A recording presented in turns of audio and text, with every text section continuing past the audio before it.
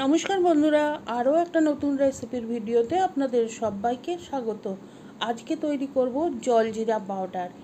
এই জলজিরা পাউডারটা এই গরমের সময়ে ভীষণ উপকারী। অনেক সময়ই আমাদের পেট ফাঁপছে, গরমে কিছু খেতে ভালো লাগছে না। এই জলজিরা পাউডার দিয়ে একটু শরবত বানিয়ে খেলে কিন্তু খুব ভালো লাগে আর উপকারও হয়। তো আসুন দেখে নিই রেসিপিটা। শুকনো কড়াইতে আমি 3 টেবিল চামচ গোটা জিরে আর 20-25টা গোলমরিচ প্রথমে ড্রাই রোস্ট করে নিয়েছি। একটুখানি কালার চেঞ্জ হয়েছে, সুন্দর গন্ধ বের হয়ে গেছে। তারপরে গ্যাসটা অফ করে দিয়ে দিয়েছি 2 টেবিল চামচ শুকনো পুদিনা পাতা। এই পুদিনা পাতা আমি ভালো করে ধুয়ে জল ঝরিয়ে ফ্যানের তলায় শুকিয়ে নিয়েছি আর তারপরে এয়ারটাইট কন্টেনারে ভরে ফ্রিজে রেখে দিয়েছি। এটা কিন্তু রোদে বা ওভেনে শুকালে হবে না। এখন সব কিছু গুঁড়ো করে নিয়েছি। এখন বাকি মশলাগুলো দেব।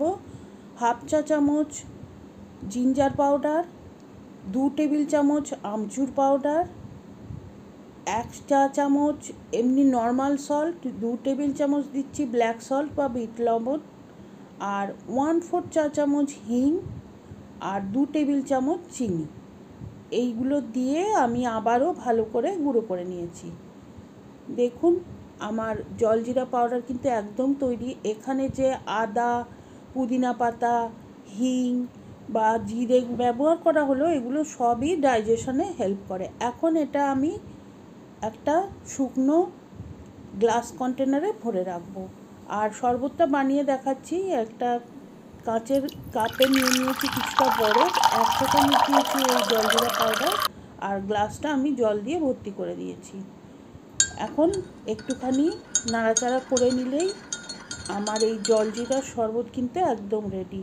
এই গরমকালে আপনারা যে কোনো ভারী খাবার খাওয়ার পরে 1 গ্লাস এই শরবত খেয়ে দেখবেন, একদম প্রাণ মন জুড়িয়ে যাবে আর ডাইজেশনেও হেল্প করে।